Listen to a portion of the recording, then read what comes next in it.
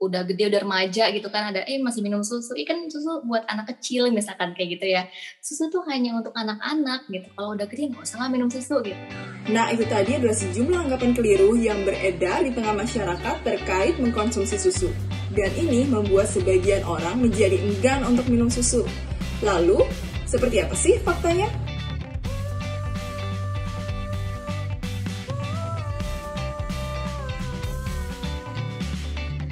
Sebenarnya apa yang menyebabkan obesitas? Ya semua yang berlebihan tadi. Pokoknya prinsipnya jika kita konsumsi dalam jumlah yang sesuai dengan takarannya, sesuai dengan takaran sajinya, sebenarnya masih aman. Mungkin banyak orang anggapan, susu kan bisa bikin ini diare. Itu juga sering tuh. Ya banyak orang yang tidak kuat minum susu. Ya katanya nggak tahan lah minum susu, setiap habis minum susu langsung ke belakang. Terus ada lagi misalnya yang susu itu kan dari ini nih, dari sapi, nanti nggak bersih lah, ada kuman lah, penyakit gitu loh.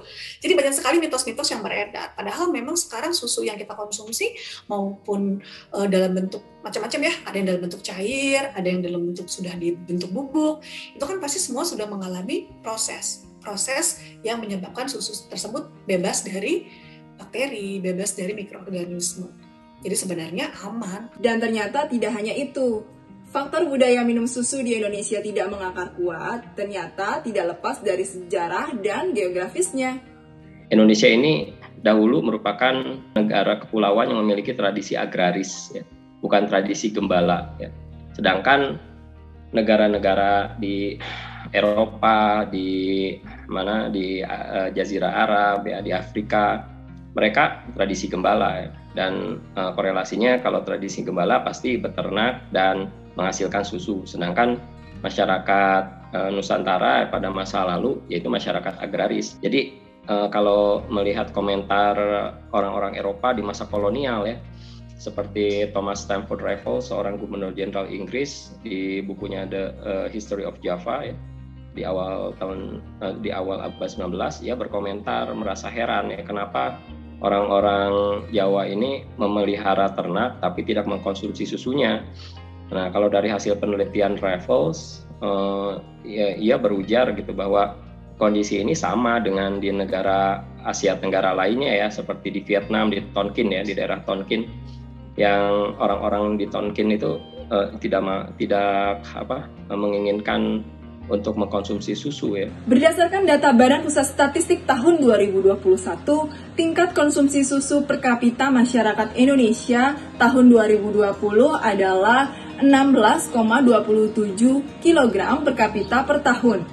Angka ini sebetulnya meningkat 0,25% sejak tahun sebelumnya 2019, tetapi ternyata fluktuatif setiap tahun. Dan masih rendah juga jika dibandingkan negara ASEAN lainnya seperti Malaysia, Myanmar, dan juga Thailand. Padahal, pakar kesehatan mengungkapkan pentingnya untuk membangun kebiasaan dan kesadaran minum susu sejak dini sebagai bentuk investasi gizi di masa mendatang. Yes, betul banget. Jadi investasi untuk masa depan, itu kita sudah mulai dari masa di kandungan.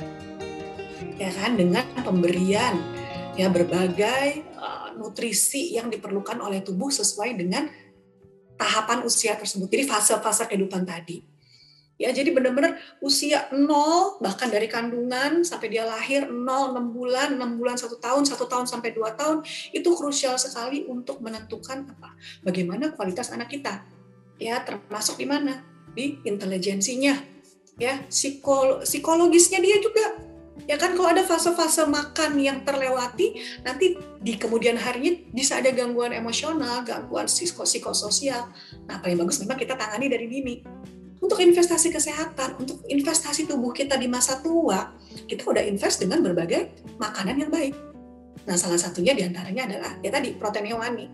Dan protein hewani yang paling mudah, itu kan paling mudah dikonsumsi dan penyerapannya juga bagus. Salah satunya adalah susu sapi tadi. Dalam satu gelas susu setidaknya mengandung 150 kalori, sekitar 8 gram protein, dan karbohidrat 11 gram.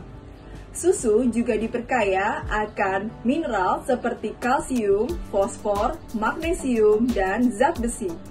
Selain itu, terdapat pula lemak, omega 3 dan 6, dan juga beragam vitamin, mulai dari vitamin A, vitamin B, vitamin D, dan juga vitamin K. Selain itu, susu juga mengandung prebiotik dan asam amino yang juga sangat diperlukan untuk tubuh. Jadi saya sendiri pun tetap masih menganjurkan anak-anak saya masih minum susu. Tapi tadi ada jumlahnya.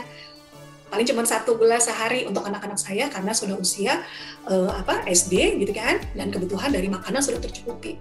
Jadi kita imbangi aja, ya tetap utamanya makan. Untuk susu sendiri kita bisa tambahkan. Sebetulnya orang dewasa juga perlu gitu kan, makanya saya ya udah tetap minum aja gitu kan, karena untuk kesehatan diri sendiri juga. Kan sampai saat ini pun ibu saya yang berusia lansia tetap saya berikan susu karena untuk menjaga kesehatan juga ikhtiar saya untuk mencegah orang tua saya osteoporosis. Sekarang parents jadi tahu kan manfaat mengkonsumsi susu sejak dini?